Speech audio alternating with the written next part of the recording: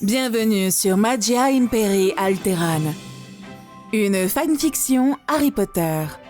Catégorie Fantasy, Multi-Crossover, Boys Love.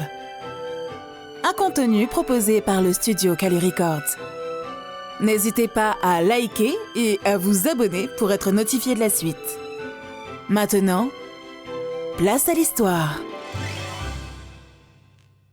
Chapitre 7. Sirius n'était pas ignorant de la façon dont vivaient les Moldus, grâce à Lily.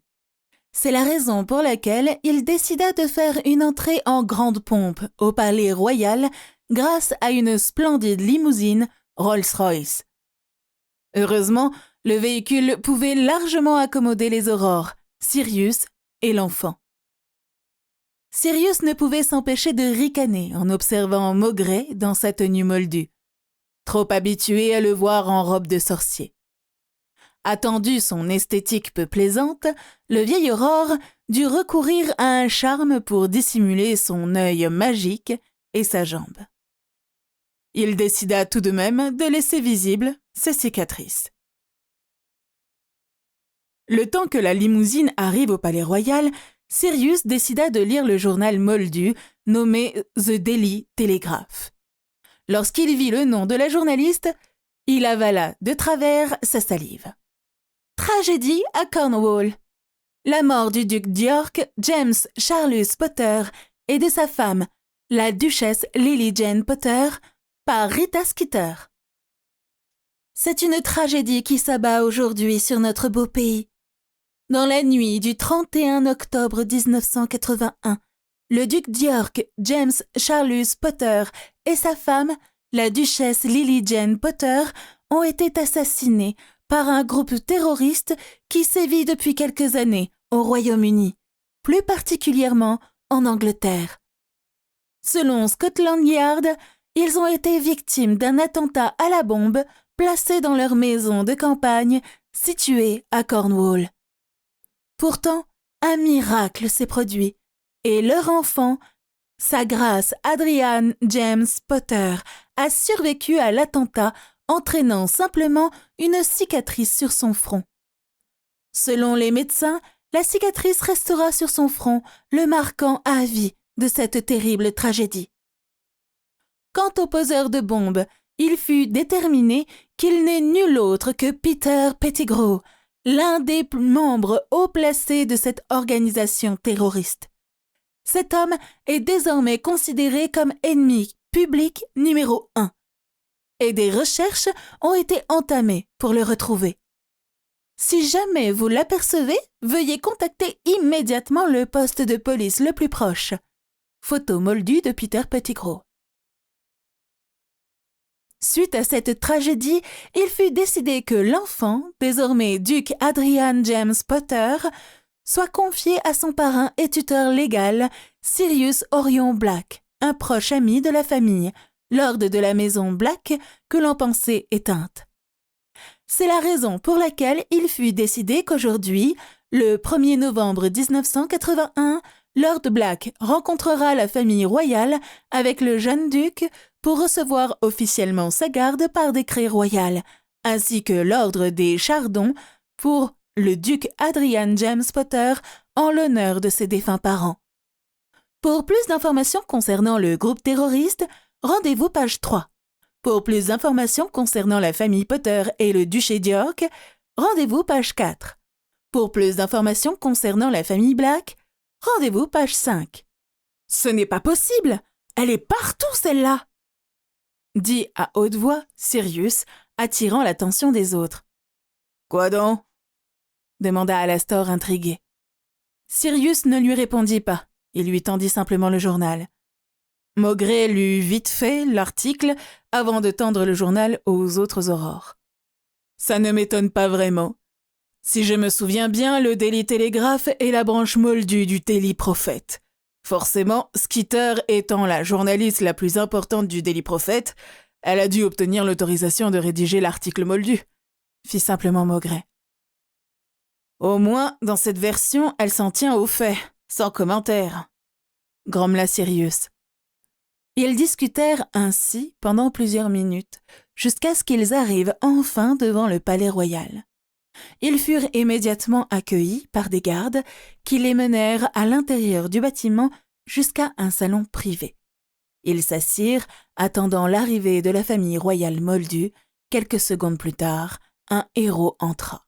« Mesdames et seigneurs, j'annonce l'arrivée de Sa Majesté, la reine Élisabeth II, par la grâce de Dieu du Royaume-Uni, de Grande-Bretagne et d'Irlande du Nord et de ses autres royaumes et territoires souverains, dirigeante du Commonwealth, défenseuse de la foi, accompagnée de son fils, son Altesse royale, le prince Charles-Philippe Arthur George, prince de Galles, KG, KT, GCB, OM, AK, QSO, PC, ADC, comte de Chester, duc de Cornwall, duc de Rothesay, comte de Carrick, baron de Renfrew, lord des îles et prince et grand sénéchal d'Écosse, cria alors le héros.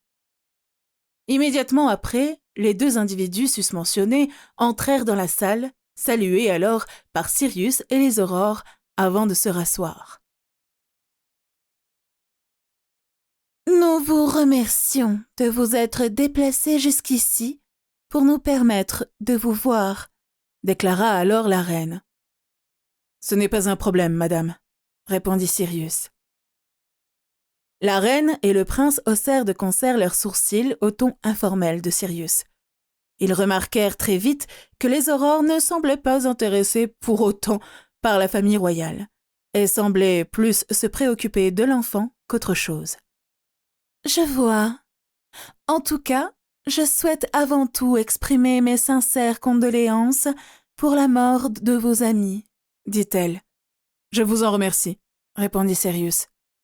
« Je souhaite avant tout vous dire que votre tutelle du jeune duc est valide, si cela peut vous rassurer. Cependant, ce n'est pas là la raison pour laquelle je vous ai fait mander. En effet, suite à cet acte des plus ignobles, nous avons décidé d'accorder au jeune duc Adrian James Potter l'ordre du Chardon pour avoir survécu à ce complot et en hommage à ses parents, » déclara-t-elle.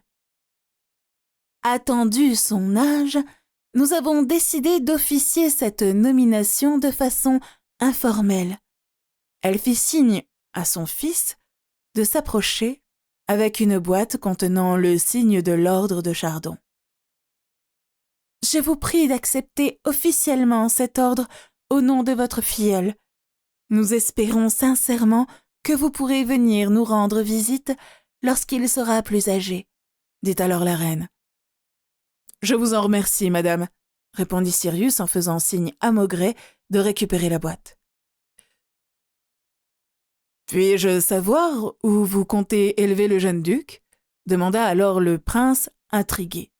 « J'ai décidé d'élever mon filleul dans sa demeure ancestrale, soit le château Potter, dans le duché de York, » répondit Sirius en souriant à l'enfant.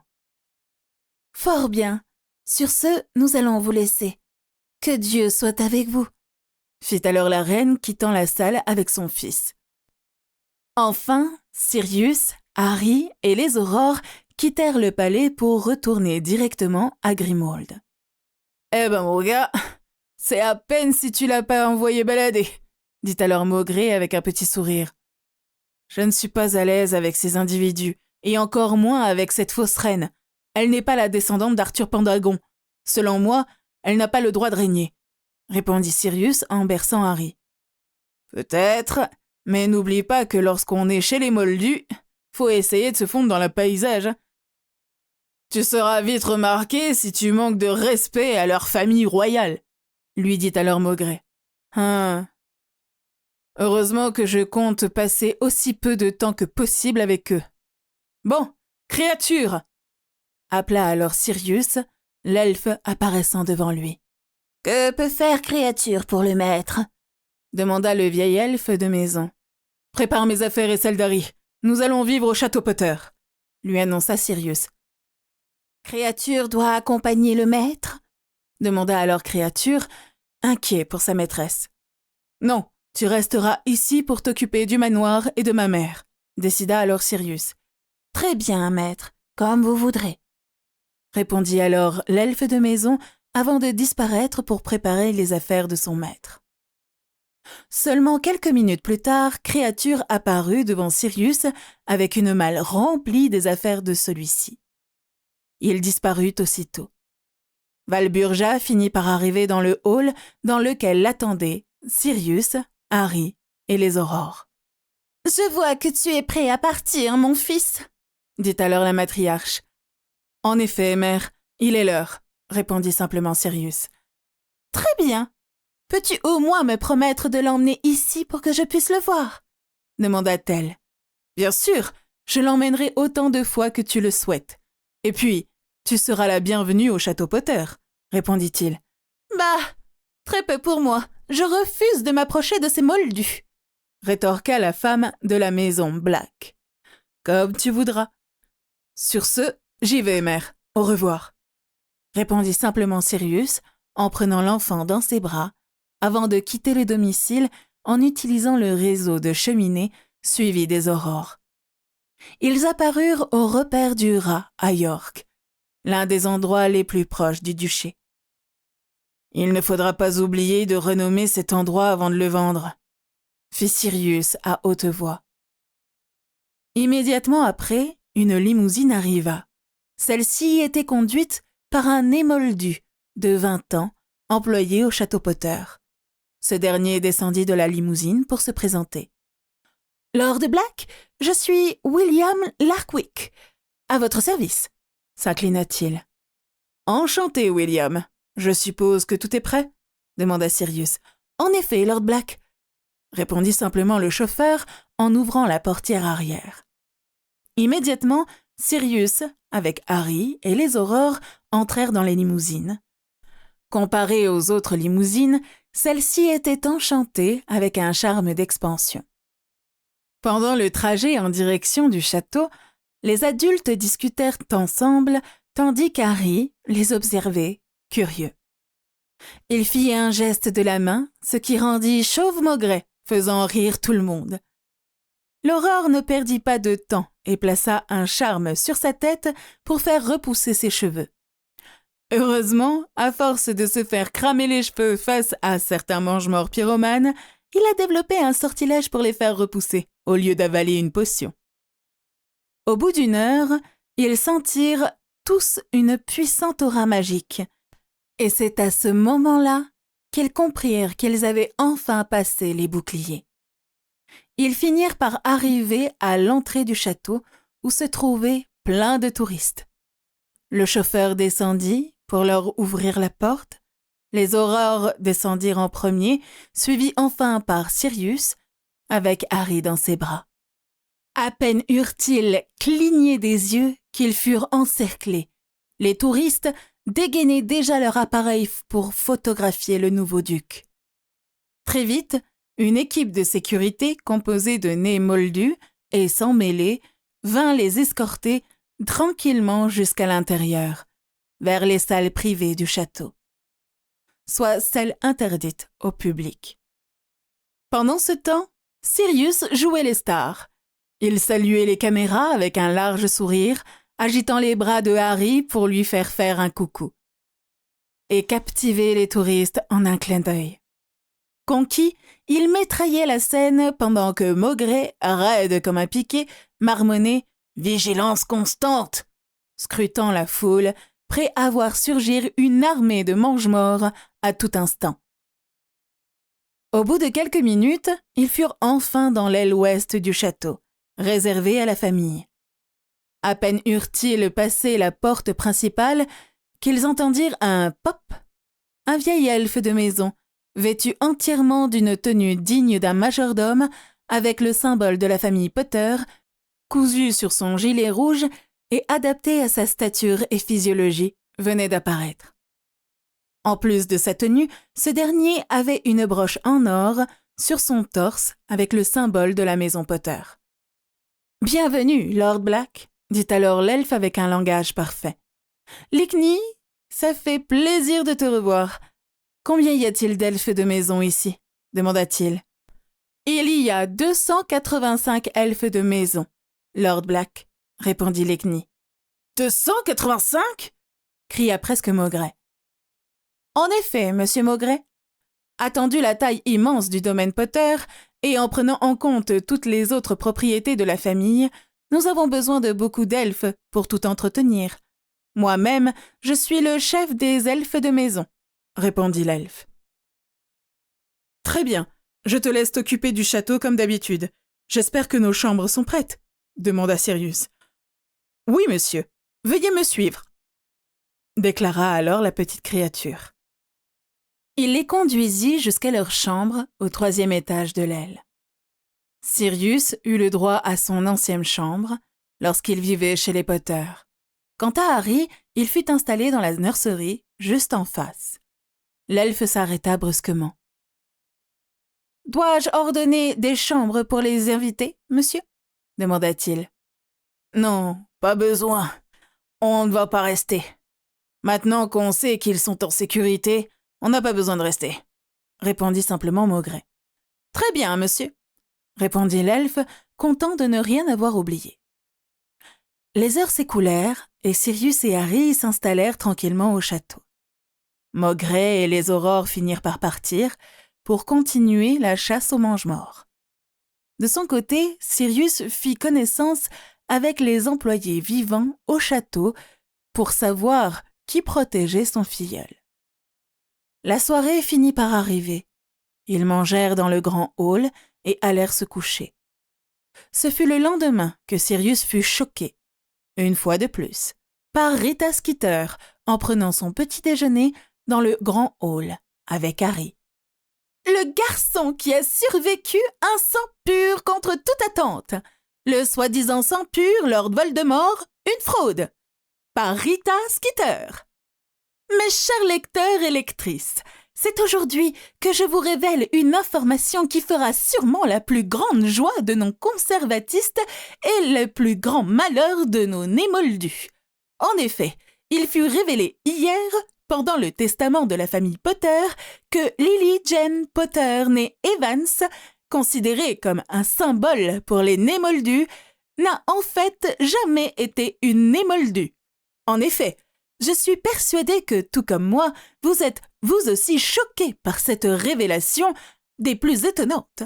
Et pourtant, Lily Jane Potter née Evans est en fait la descendante de 2 craquemolles ayant vécu parmi les moldus, désormais morts, assassinés par des mange-morts.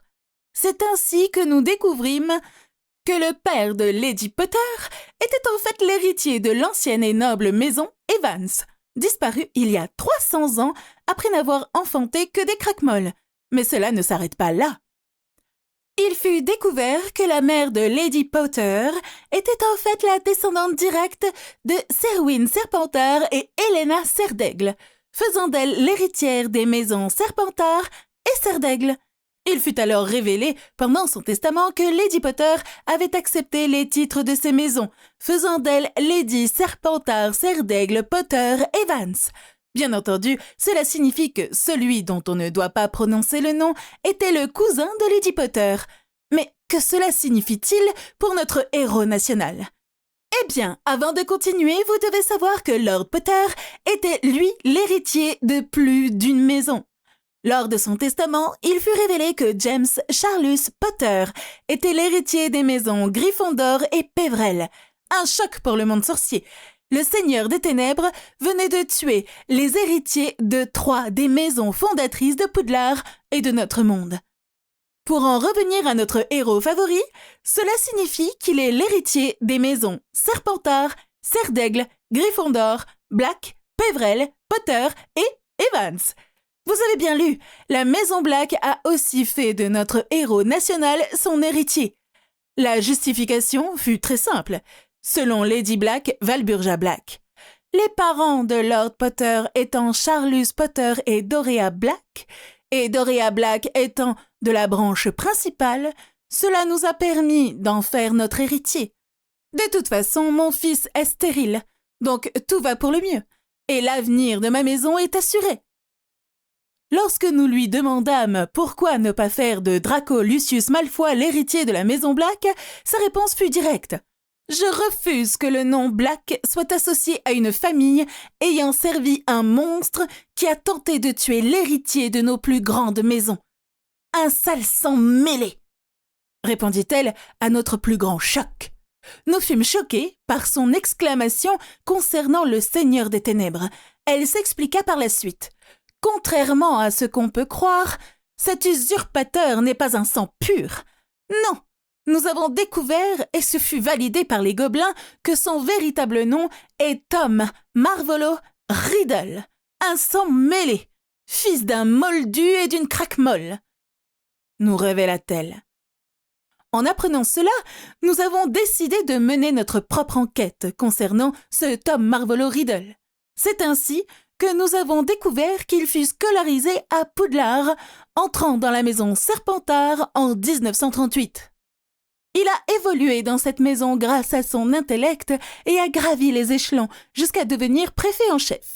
Nous savons tous que Lord Voldemort s'est déclaré héritier de Serpentard. Or, nous avons remarqué qu'en 1943, tandis qu'il était préfet de Poudlard, la chambre des secrets ayant été construite par Salazar Serpentard fut ouverte et son monstre lâché sur les étudiants, entraînant la mort d'une née moldue du nom de Myrtle Elizabeth Warren, plus connue désormais sous le nom de Mimi Géniard. Serait-ce alors son premier meurtre ? On se le demande, mais tout le prouve. Après sa scolarité, Tom Marvolo Riddle a complètement disparu de la circulation pendant 10 ans, ce qui correspond à l'apparition de Lord Voldemort. C'est alors que nous avons compris que Lord Voldemort n'était qu'un anagramme de son véritable nom. En effet, si vous changez la disposition des lettres, Tom Marvolo Riddle, cela vous donne « I am Lord Voldemort ». Après 10 ans d'absence, il fit sa réapparition à Poudlard en postulant pour le poste de professeur de défense contre les forces du mal et fut refusé par le directeur Albus Dumbledore. Comme par hasard, et après ce rejet, on dit qu'une malédiction fut lancée sur ce poste, empêchant un professeur de rester plus d'1 an. Cependant, mes chers lecteurs, je n'en suis pas restée là. Et j'ai décidé d'approfondir mon enquête. J'ai fini par découvrir le nom des parents de Tom. Il est né du lien entre Tom Riddle, un riche moldu, et de Merope Goat, une sang pure craque-molle descendante de la lignée de Serpentard. Cela prouve qu'en effet, Lord Voldemort, nous n'avons plus peur de prononcer son nom, sachant désormais qu'il n'était qu'un imposteur, n'est rien d'autre qu'un sang mêlé qui a abusé de la crédulité des puristes pour accroître son pouvoir. Comment vont réagir les personnes qui ont servi cet individu? On se le demande. Pour plus d'informations sur Tom Marvolo Riddle, rendez-vous page 3. Pour plus d'informations sur les fondateurs de Poudlard, rendez-vous page 4. Pour plus d'informations sur les familles sorcières ayant disparu, rendez-vous page 5. Pour plus d'informations sur la famille Black, rendez-vous page 6. Sirius finit alors par exploser de rire en voyant son article concernant Voldemort.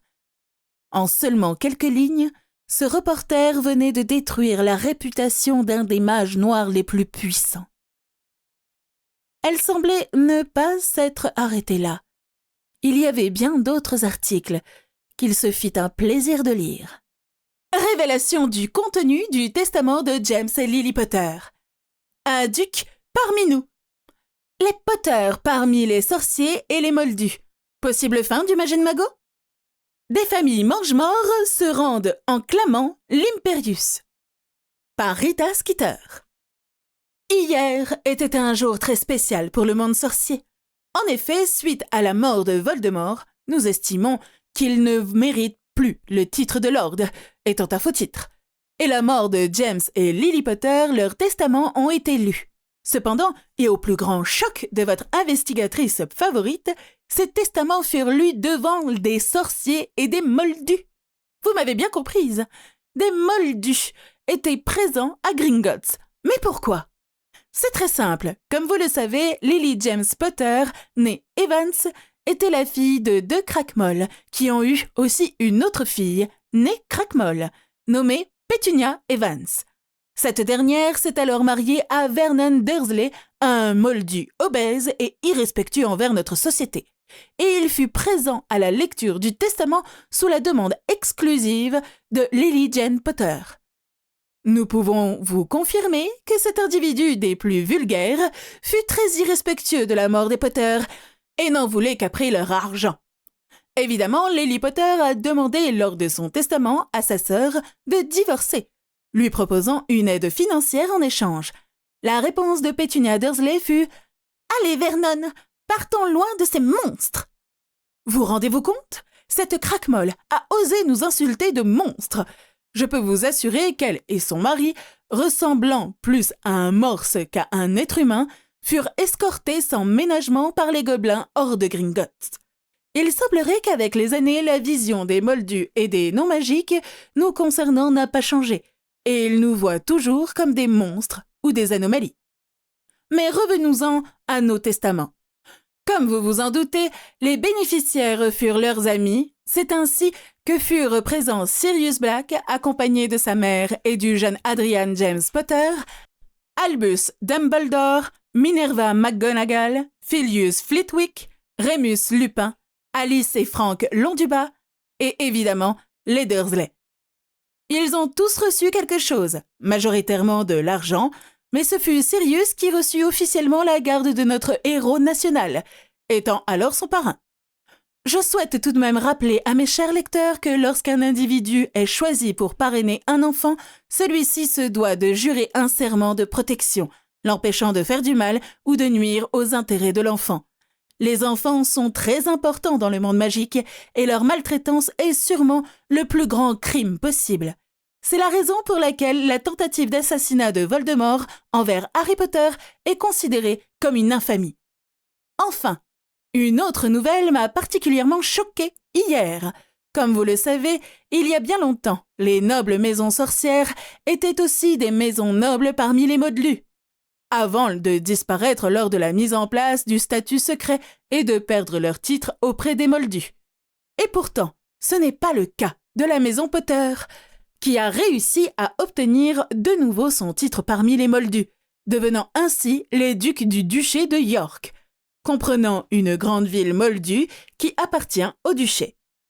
Vous m'avez bien comprise, les Potter sont aussi connus chez les moldus et m'assurant des articles du Daily Telegraph, un journal moldu, je peux vous assurer qu'ils furent eux aussi choqués par la mort des parents de notre héros. Même chez les moldus, ils le considèrent comme le garçon qui a survécu.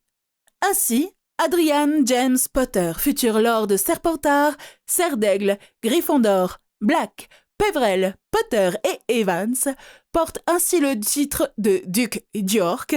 La question que l'on se pose ici au Daily Prophet est si le ministère et le Magen-Mago reconnaîtront ce titre. Étant l'héritier des familles Serdaigle, Gryffondor, Serpentard, Peverell, Black et Potter, 6 des 12 duchés existants du monde sorcier, il y a de fortes chances que son titre soit accepté. Cependant, il ne faut pas oublier que ces titres ne sont plus utilisés depuis plus de 3 siècles, et leur réattribution augmenterait de façon significative le pouvoir politique de notre héros national. En effet, il faut savoir que le Magen-Mago est à l'origine composé de seulement 7 sièges, soit un siège par duché. Il fut décidé il y a 500 ans, après la disparition des lignes Peverell, Serpentard, Poufsouffle, Serdaigle et Gryffondor, de diviser les sièges des ducs en plusieurs autres sièges pour les maisons nobles pouvant se permettre d'acheter leurs sièges.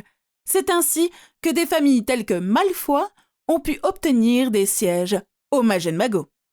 Cependant, si la moitié des héritiers a demandé la restauration de leurs sièges, alors selon la constitution magique, ces sièges seraient alors restaurés, ainsi que leurs terres et les familles nobles perdraient leurs sièges au Magen-Mago et les propriétés acquises ayant appartenu au duché.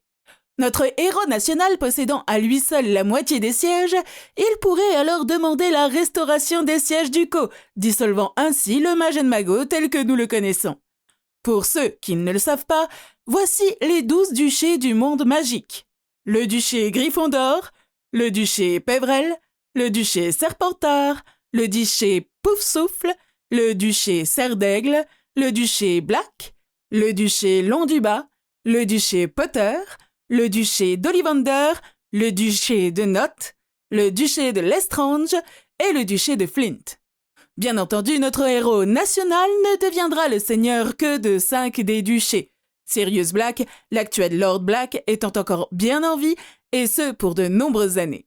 Cependant, il y a de fortes chances que celui-ci suive son filleul, leur donnant alors la possibilité de prendre le contrôle du Majin Mago. Nous nous demandons ce qu'en pensent les autres familles ducales. Nous avons, pour ce faire, interrogé Frank Londubat, Lord Londubat. Je pense que ce serait une excellente idée. Cependant, il nous faudra évidemment attendre au minimum les 11 ans du jeune Harry, avant de pouvoir tout mettre en place, nous a-t-il répondu. Lorsque nous avons interrogé l'actuel Lord Ollivander, Garrick Ollivander, celui-ci nous a confirmé que si notre héros national entamait la procédure, il le supporterait.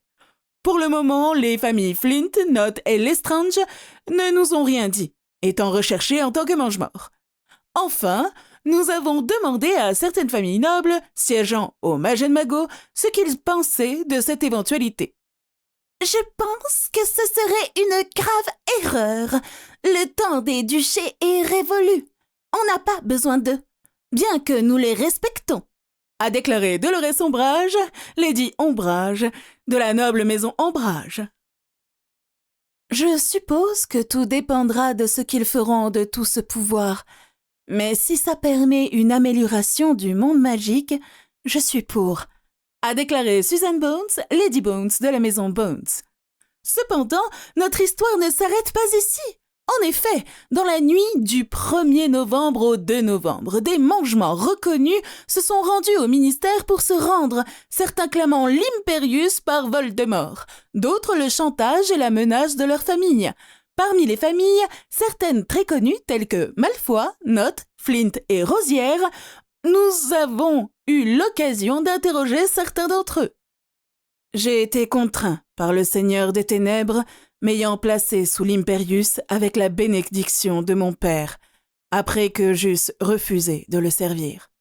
Nous a dit Lucius Abraxas Malfoy, actuel Lord Malfoy, après la mort de son père il y a une semaine. Abraxas Malfoy, lors d'un raid des Mange-Morts. Ce dernier fut tué par Alastor Maugré, dit Folleuil. Il m'a forcé à le servir en menaçant la vie de ma famille, particulièrement celle de mon mari, qui était alors enceint de notre enfant Théodore. Il avait déjà tué mon père. J'ai préféré ne pas risquer le reste de ma famille. Nous a alors annoncé Mulciber Nott, Lord Nott. Cette version fut confirmée par son compagnon, Arwin Nott, né Macmillan, ayant eu recours à une potion pour concevoir ensemble leur enfant. Arwin Macmillan, qui est actuellement à Sainte-Mangouste, suite à des complications concernant la naissance de leur enfant, Théodore Nott. J'ai fait ce qui était le mieux pour ma famille. Nous nous étions opposés à lui, et il a tué mes parents et ma femme, me laissant seulement avec mon fils, Marcus. J'ai fini par le servir, avant qu'il n'exécute mon fils. L'une de ses menaces favorites. Nous a annoncé Marvin Flint, actuel Lord Flint. On ne m'a pas laissé le choix. J'étais sous le sortilège de l'Imperius. Nous a simplement répondu Lord Rosière, le père d'Evan Rosière, qui fut tué par l'aurore Alastor Maugré lors d'une confrontation entre le ministère et les Mange-Morts. Comme vous pouvez le voir, il semblerait que certaines familles préfèrent plaider l'Imperius, tandis que d'autres avouent les raisons pour lesquelles elles ont commis leurs crimes. Nous souhaitons préciser que Lord Nott et Lord Flint sont prêts à se soumettre au test du Veritaserum, tandis que Lord Malfoy et Lord Rosière s'y sont refusés, clamant leur titre de Lord. Nous en saurons plus cet après-midi, lors du jugement de ces individus par le directeur du département de la justice magique, Lord Barthélemy Croupton, lors d'une audience publique. Pour plus d'informations sur la monarchie moldue et sa noblesse, rendez-vous page 3. Pour plus d'informations sur la famille Nott, rendez-vous page 4. Pour plus d'informations sur la famille Flint, rendez-vous page 5. Pour plus d'informations sur la famille Malfoy, rendez-vous page 6. Pour plus d'informations sur la famille Lestrange, rendez-vous page 7. Pour plus d'informations sur la famille Rosière, rendez-vous page 8. Pour plus d'informations sur la famille Londubat, rendez-vous page 9. Pour plus d'informations sur la famille Ollivander, rendez-vous page 10. Pour plus d'informations sur la fondation du ministère de la magie, rendez-vous page 11. Pour plus d'informations sur l'ancienne noblesse sorcière, rendez-vous page 12. Pour plus d'informations sur Alastor Maugret, rendez-vous page 13. Sirius était au courant concernant cette histoire de duché, mais il avait complètement oublié cette éventualité. En y repensant, il comprit alors qu'il serait plus facile de couronner Harry avec les duchés plutôt qu'avec les lords. Il lui faudrait alors contacter les familles Londubat et Ollivander. Cependant, le retour des duchés redonnerait du pouvoir à certaines familles douteuses, comme les Flint, Nott et Lestrange. Il décida de s'en occuper plus tard, car ce n'était pas une priorité. Durant la journée, il s'occupa de son filleul et fit plus ample connaissance avec les employés du château. Il en profita aussi pour explorer l'intégralité du château, guidé par l'un des elfes de maison sous le déguisement d'un majordome pour éviter des problèmes avec les touristes. C'est ainsi qu'il se rendit au caveau de la famille Potter, à l'arrière du château, pour assister à l'enterrement de James et Lily, où il pleura pendant un bon moment avec Harry dans ses bras. Pour l'occasion, Rémus était présent, et personne d'autre. Ils avaient en effet décidé de garder le lieu du caveau secret, et surtout souhaitaient éviter la présence de Skeeter ou tout autre journaliste. Même Dumbledore ne fut pas invité, car d'une certaine façon, Sirius lui en voulait. Après tout, c'était son idée de rester à Godric's Hollow, au lieu du château. Après plusieurs heures de supplications, Rémus accepta de rester avec Sirius au château pour s'occuper d'Harry. Rémus finit par céder face aux yeux d'Harry, et lorsque celui-ci dit « Lunar », le soir même, Rémus fut installé dans les quartiers en face de Sirius pour plus de facilité. Le lendemain, ils furent témoins d'un autre article de Skeeter, qu'il nommait désormais Art Skeeter. Tragédie au manoir Londubat. Lord Frank Londubat et Lady Alice Londubat torturent jusqu'à la folie. La famille Lestrange arrêtée au manoir Londubat. Jugement immédiat accordé par Barthélemy Croupton. Barthélemy Croupton Jr., révélé mange-mort par l'ancien mange-mort Igor Karkaroff. Les jugements rendus pour les familles Malfoy, Nott, Rosière et Flint, par Rita Skeeter. C'est aujourd'hui que s'abat de nouveau une tragédie sur le monde sorcier.